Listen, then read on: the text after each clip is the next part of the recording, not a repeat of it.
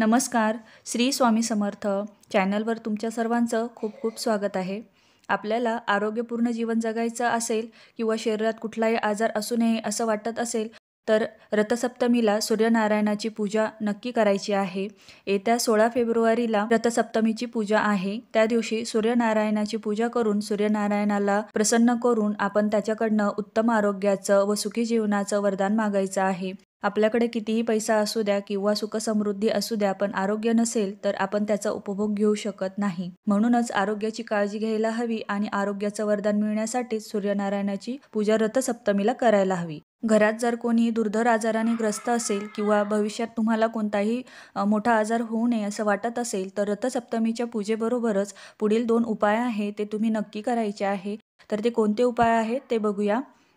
रथसप्तमीच्या दिवशी पहाटे उठून पहाटे सर्व काम आवरून घ्यावी. त्यानंतर शक्य असेल तर एक धातूचा दिवा घ्या. कोणत्याही धातूचा दिवा घ्या आणि तो दिवा सूर्याचे ध्यान करून वाहत्या पाण्यामध्ये सोडा. आता शहरात वाहतं पाणी मिळणं शक्य नाही, म्हणून त्याला एक पर्याय आहे. नवीन टब किंवा परात घ्या. गच्चीवर नेऊन तिच्यामध्ये पाणी भरा आणि तो दिवा जो तुम्ही पहाटे लावणार आहात तो त्या टपामध्ये किंवा परातीमध्ये सोडा. किंवा तसेच जवळच्या देवळात दिवा नेऊन तिथे तो दीपमाळेवर किंवा झाडाच्या बुंध्यावर ठेवून सुद्धा प्रज्वलित करू शकता. या विधीनंतर स्वतःच्या घरात अंगणात किंवा अंगण नसेल तर गॅलरीमध्ये रांगोळीने सारथी अरुणासह 7 घोड्यांचा रथात बसलेल्या सूर्याचे चित्र काढा. नंतर त्या चित्राची श्रद्धापूर्वक पूजा करावी.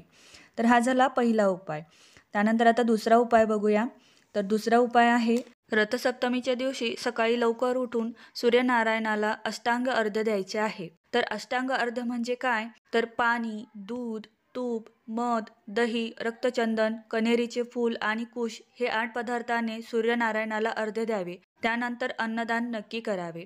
त्याचबरोबर स्त्रियांनी संध्याकाळी हळदी कुंकू समारंभ करावे. दुर्धर व्याधींपासून मुक्ती मिळावी म्हणून हा उपाय करायचा आहे. यापैकी तुम्ही कोणताही एक उपाय केला तरी चालेल किंवा जमत असेल तर दोन्ही उपाय केले तरी काही हरकत नाही.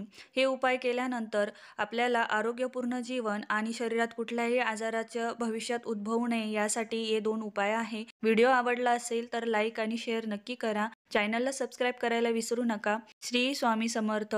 जय जय स्वामी समर्थ.